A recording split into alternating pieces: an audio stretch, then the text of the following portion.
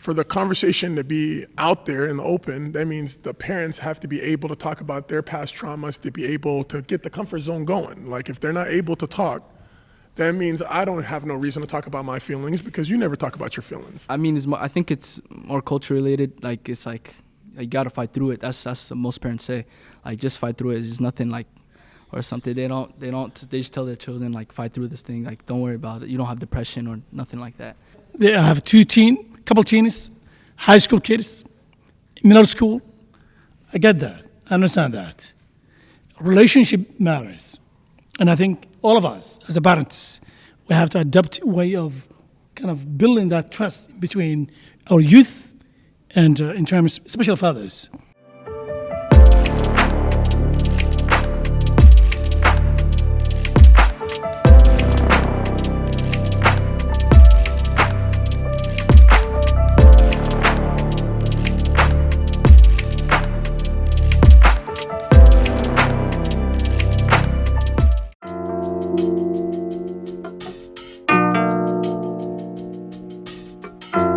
What do you love most about the Somali culture?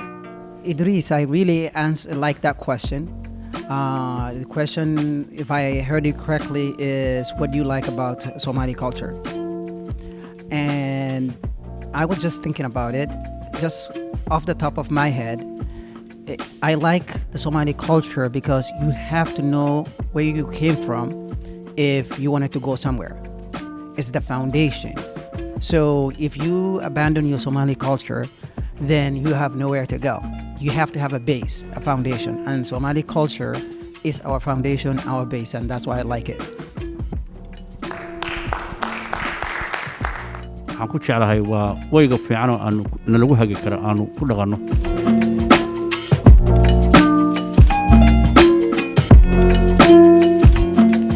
Honestly, first we got to accept there's mental health issues. If you don't accept it, then it's kind of hard to address. And our community definitely tries to avoid that subject. It's more of like a taboo or something that, we feel like we don't want the public to know, or like something frowned upon for even showing signs of weakness, or like you're not all the way there. So for me, the only way to address it first is to bring more awareness to the community and to acknowledge that that there's issues that need to be addressed within our community, whether it's systemic or whether it's just something you're born with or something you've experienced or have some trauma towards. So again, we just got to acknowledge that it's there and bring more awareness to the community.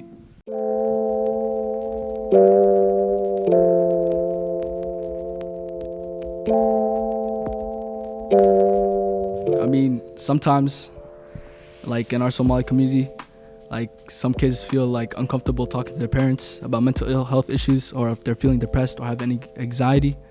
Like me and my mom build a good relationship, so I could talk to her about that stuff, alhamdulillah. But I feel like in our community, it's not like people can't like talk to their parents as well, I mean, it's a big issue.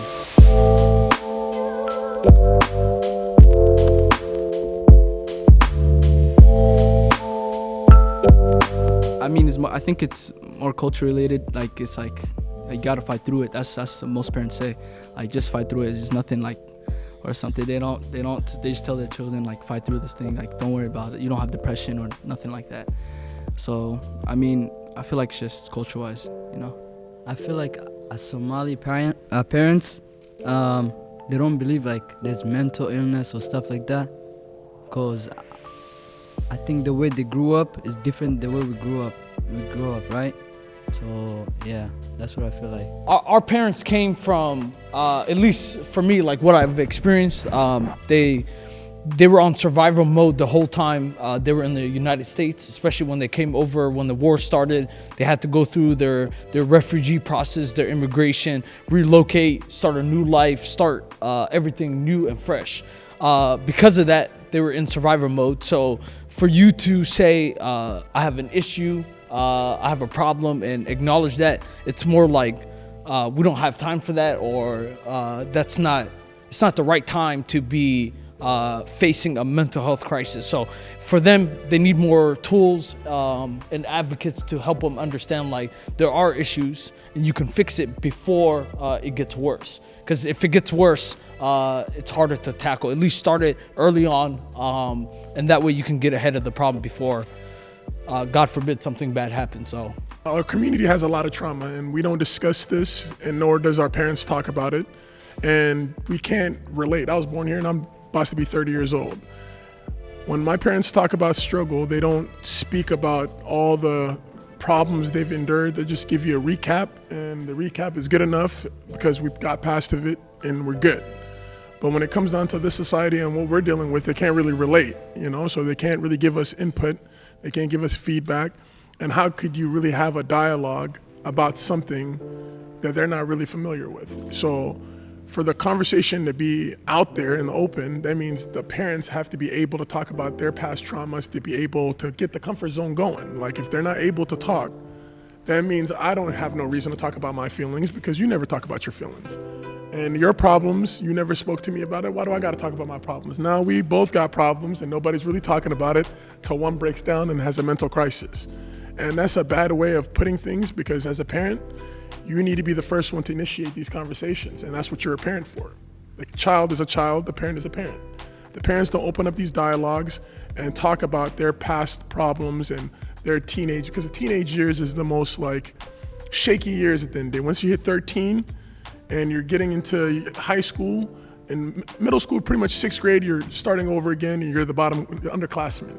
You go to freshman year, you're the underclassman again. And those are the shaky areas where kids are trying to find their identity, trying to figure out what's going on. And that's where a parent could come in and be like, hey, I understand you're going through puberty. I understand there's a lot of things going on. You see a lot of kids doing this, a lot of that. And you can give relatable scenarios of your childhood because you were once a child as well. You've had problems, you had insecurities, everybody does, at one point. Till you become an adult, till you start seeing your insecurities is not really that bad. Some people, young men, young women, then they have that issue. Their insecurities get the best of them. And now you're insecure, you're having all these flaws and nobody's really talking to you about it. And now you really think that something's really wrong with you. In reality, it's probably not mental health, it's just the fact that you're doing a lot of self-reflecting on yourself without really having somebody comfort you about what's going on. And that's what I've dealt with. And I had a relationship with my dad where it's all fun and games and it's jokes all the time. But when it comes down to serious conversation, nobody likes to talk about the serious stuff. Nobody wants to be around for serious conversations. We're like laughing, it's okay, man. Don't think too bad. Don't think too hard about the bad situations. We're gonna make good times right now by laughing. And sometimes that's the issue. And as you get older, how do we as young men are gonna be fathers as well, have these dialogues with their sons and their daughters if we're never having these conversations with our own parents? So the expectation is a little too high for something that the foundation wasn't really laid out. And the foundation is the number one thing, and every house is built on the foundation. Without the beams, there's no structure. And the foundation is the family having these dialogues, whether it's once a week, twice a week if the kids need it. And these are needed because that's assurance from the household that actually loves you, that cares about you. That's your first friend. Your first friends are your parents and your siblings. If they can't give you the assurance, there's not much assurance the outside public is gonna give you. A therapist can't really fill that void. Your teachers, all these people, because the family that raised you, fed you, clothed you is not really having these conversations. And how do us as American kids at the end of the day initiate these conversations? That's one thing we need to talk about, as how do I show up to you as a father and say, hey, I'm dealing with these things. And how would you approach the situation when it comes down to something that you don't want to hear?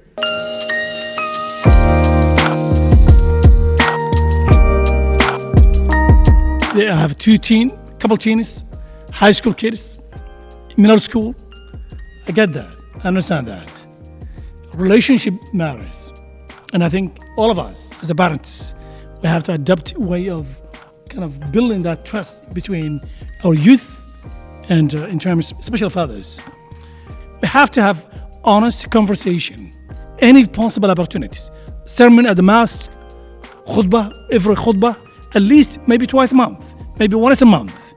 And also we have to consult with our primary doctors and look for referral. For example, Somali Health Board does great work in terms of mental health, having some kind of practitioners with Somali practitioners, mental health counselors, MDs, seeking out for the support. If you cannot find from home, please don't shy about, especially youth. We are one unit, one family, one Somali. Together, we can make things happen. We can support each other. But having children in the school, I have to do some homework myself because of Abdurrahman's thoughts. It's real. That means kid must feel safe enough to say, hey, Dad, this is the issue.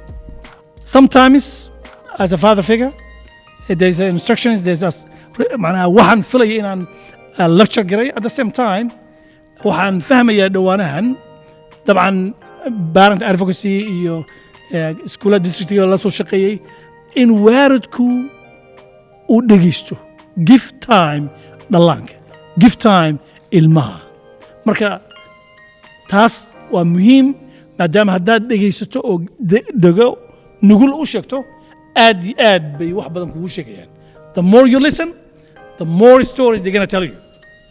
Otherwise, they're going to hide. Nothing. Marka, let's be listeners. Aabbayaashu dhegaystayaal waxaan ha noqdeen. waxaa ii jooga 4 caruura.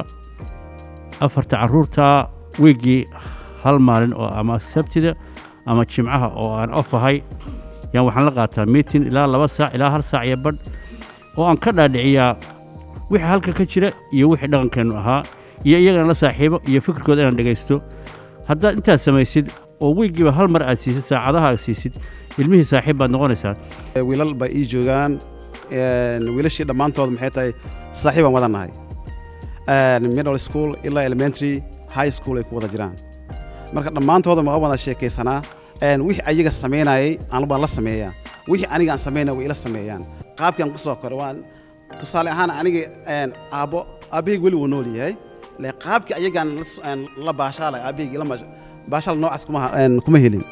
sababta waxa waaye aabbo waan kala fogaan jirnay, waxa waa dhaqan Soomaali ah, waa kala xishood. ilma Soomaali wax ka fiican mala laakiin waa inaan u dhawaano anagana ayagana noo soo dhawaadaan. Assalaamu calaykum.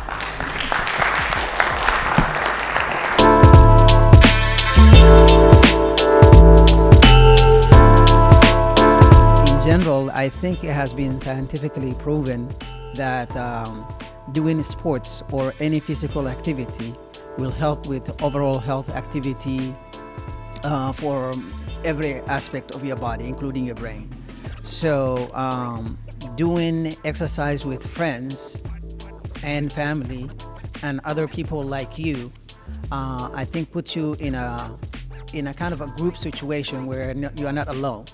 So most of the time when you're having mental health issues, you suffer alone and you're by yourself.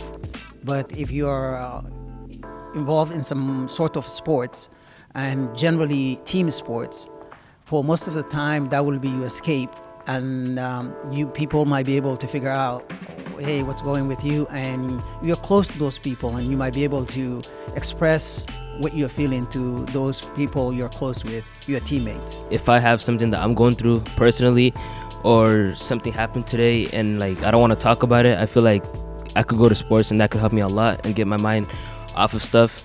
And I feel like sports really helped me because it made me feel more like it made me feel good about myself. It made me feel more important and more included in the community, and I feel like that's one thing that helps me a lot. What you're going through, you will not go through on the field because you're interacting with people, right? When someone's feeling a mental illness, right, they just want to be by themselves. They just want to sit in a room, listen to stuff, right? But that's not a good choice because you always have to go out, take a walk.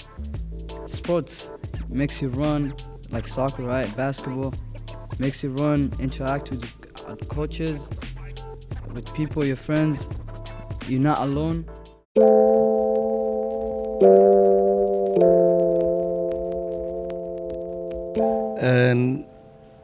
بس yaal waxaan deganahay 22 sano aan u malaynayaa 22 caruur aan ku koriyay meeshan culture-kan anaga ka nimid iyo culture-kan meeshan ugu nimid wax weyn ah u dhaxay runtii waxaan isleeyahay parentiga they suffer because maartay new cultural iyo big family waad kara kartaa maartay culeyskeeda inta laagto taas markii la yidhaahdo waxaan leeyahay maamada iyo aabbaha waa team work labadoodu waxa waaye waa wada shaqeeyaan waa dad wada shaqeeya oo maamaduna odagay inuu caawiyo u baahan tahay odaguna in maamad caawisa u baahan yahay ilmaha laakiin waxaa looga baahan yahay sidii aan anagu culture u lahaynay they have to follow us inayna follow gareeyaan as a parent but this country waxaan ku aragnay mostly ilmuhu inay maaragtay ay ku liitaan waxaa la yidhahdo inay waalidka ay ka tala qaataan ama ay ka advice qaataan taas ayaa u dhaxaysa problemka between parent and childrenka waaye taas haddii xal loo helo oo ah ilmuhu ay gartaan inay waalidkood ay respect siiyaan weyn ayagana waxba u hagaaga waalidkana waxba u hagaagay wasalaamu calaykum waraxmatullahi wabarakaatu. It's very important to like be like in control with your culture and like to keep that close with your kids is like get them out more to Somali places like Somali market, like to Somali events more often.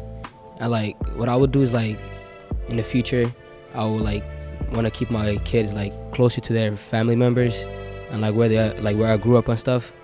I think it's important to reserve the Somali culture because in the future it'll be way harder since it'll be way harder to teach the language and the culture if we don't like keep going to events and like showing our kids and spending time with them with other Somali members and just teaching them the ways. And to preserve the culture, we just need to keep remembering.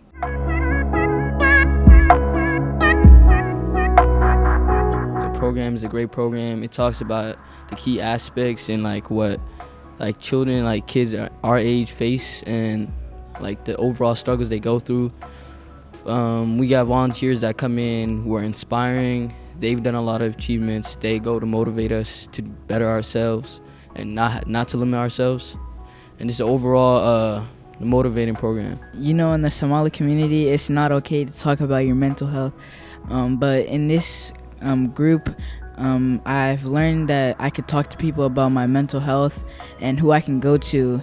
And I think this has made me become a better person overall. Talking about how we should like stay close with families and like do specific things to like better our mental health and overall just like we're not alone and we stick together. The program for me, like ever since I joined it, it's been like we've been seeing other Somali young people like being inspirational and getting like high achieving things at young ages. So I've been learning more about them and like seeing their paths and they've been inspiring me. Also like learning about mental health and the Somali culture is helping me getting a better understanding of like why we do things. So yeah.